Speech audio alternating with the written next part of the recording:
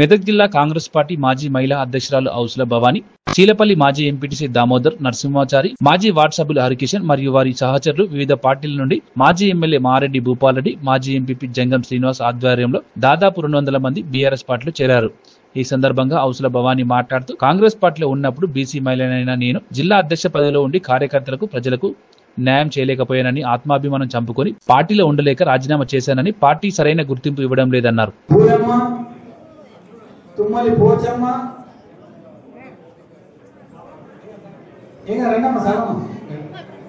తుమ్మలి సంగమని, తుమ్మలి పోచమ్మని, నంశంగారి అనసూయ, నంశంగారి సంగీత, నంశంగారి లక్ష్మి, కళ్యాణ్ మాజీ ఎంపీపీ జంగం వెంకమ్మ, జంగం నాగమ్మ, తుమ్మలి రుక్కమ్మ, తుమ్మలి నవీన్, తుమ్మలి మహేష్, కంచరి గోవిందమ్మ,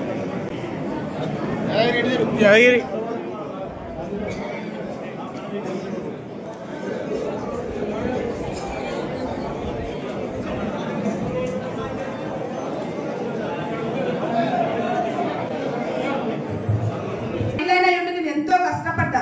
ఇక్కడ ఉన్న ప్రతి ఒక్కరికి తెలుసు. సురేష్ శెట్కర్ సార్ అన్నాడు, నేను గెలిచినాక ప్రతి ఒక్క పని చేస్తామ్మా, నేను నీకు అండగా ఉంటా. అదే బీఆర్ఎస్ నాయకత్వం కొట్టి నేను వాళ్ళకి ఓట్లు వేయించిన, కొట్లాడిన వాళ్ళతో నేను. కానీ వాళ్ళందరూ బీఆర్ఎస్ నుంచి కాంగ్రెస్ కు ఓట్లు వేయించిన. కానీ చాలా బాధాకరంగా అనిపిస్తుంది ఈరోజు నాకు. ఎందుకంటే ఇది చాలా బాధాకరం.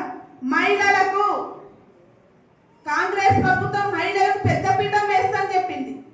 రేవంత్ రెడ్డి కోటేశ్వరం చేస్తానని చెప్పిండు.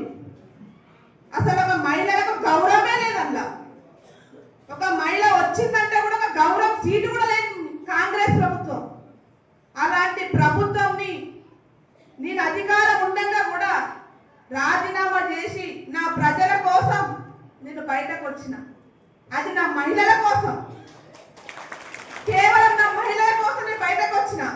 ఎందుకంటే వాళ్ళు అడిగే సమాధానం నేను చెప్పలేకపోతున్నా. కానీ ఒక్కటి సార్, ఈ సభాముఖంగా మీకు ఒకటే చేయాలనుకుంటున్నా. ఎందుకంటే వాళ్ళు కూడా ఒక కంటి రకాలుగా ఇంటికి వచ్చి కూర్చొని మాటలిచ్చిండ్రు. కానీ ఈ రోజు మాకు ఒక చిన్న చూపు చూస్తుంది సార్. అలాంటి పరిస్థితి మళ్ళీ మాకు రాకుండా మీరు ఎల్లవేళ్ళ మాకు తోడుంటారని ఈ సభాముఖంగా అందరి సమక్షంలో మిమ్మల్ని కోరుకుంటున్నా సార్ నేను. కానీ కాంగ్రెస్ ప్రభుత్వం ఏమి చెయ్యదు, కాంగ్రెస్ ప్రభుత్వం ఏం చేత కాదు. 2 సంవత్సరాల నుంచి చేసి వచ్చిన కాంగ్రెస్ ప్రభుత్వంతో ఏది చేత కాదు. ఖచ్చితంగా నేను ఒక మహిళనే చెప్తున్నా, జిల్లా అధ్యక్షులుగా ఉండి కూడా నేను రాజీనామా చేసిన అంటే నేను ఎన్ని అవమానాలు భరిస్తే చేస్తుంటా.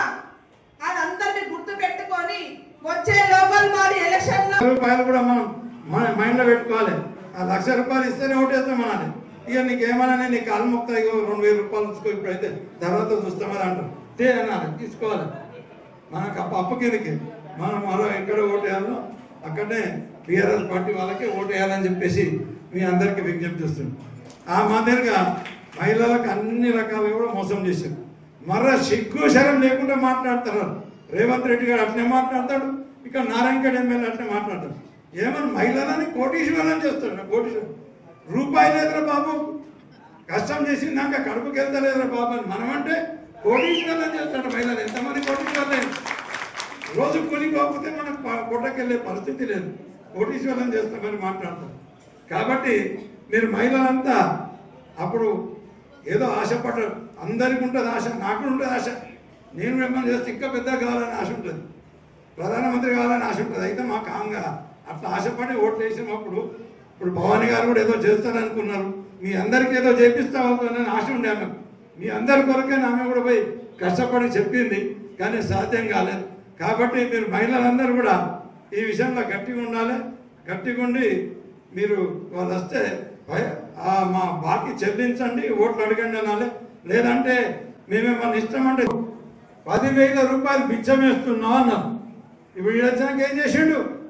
కేసీఆర్ అయితే రైతులు బాగుండాలని ఇచ్చిన పైసల్ని గుంజుకొని రైతులకు మోసం చేసి రైతుల రక్తం తాగుతున్న వ్యక్తి ఎవడంటే ఆ రేవంత్ రెడ్డి గారు అని చెప్పేసి మీ అందరికీ తెలుసు. రైతులకు రైతు బంధు ఆపేసిండు. కరెంట్ ఎన్ని గంటలు వస్తుంది? కేవలం 4-5 గంటల కంటే ఎక్కువ కరెంట్ వస్తలేదు. వ్యవసాయం నేను కూడా చేస్తున్నా కాబట్టి నాకు తెలుసు. రాత్రి తీసేస్తున్నా, సాయంత్రం 5 గంటలకు తీసేస్తున్నారు, పొద్దున్న 5 గంటలకు మళ్ళీ కరెంట్ వస్తుంది. మధ్యాహ్నం కూడా కరెంటు మొత్తం కలిపితే తిప్పి కొడితే వస్తుంది పోతుంది, 4 గంటల కరెంటు ఉంటుంది.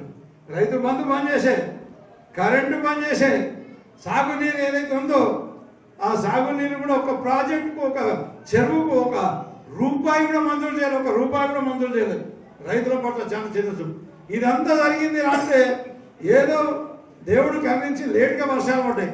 మనం నాట్లు పెట్టుకున్న పొలాల్లో మందు పోసుకుందామంటే మందు ఉందా? దొరుకుతుందా? యూరియా దొరకకపోతే పంటలు అవుతాయా? పంటలు కావు. ఏ టైంకి ఏం చేయాలన్నా అది చేస్తేనే అది వ్యవసాయం అవుతుంది. కాబట్టి మనం పెట్టుకున్న పంటలు కూడా ఎండబెట్టే ఆలోచనలో ఈ కాంగ్రెస్ సర్కార్, రేవంత్ రెడ్డి సర్కార్ ఉందని చెప్పి తెలియజేస్తుంది. మరొక ఆశలు పెట్టారు, మీకు బోనస్ ఇస్తామని చెప్పారు. ఒక పంట కాదు, మనం ఏ పంట పెట్టుకుంటే ఆ పంటకి ఇస్తామన్నారు. పెసర్లు పెట్టుకున్నా, మినుములు పెట్టుకున్నా, కందులు పెట్టుకున్నా, శనగలు పెట్టుకున్నా, మక్కలు పెట్టుకున్నా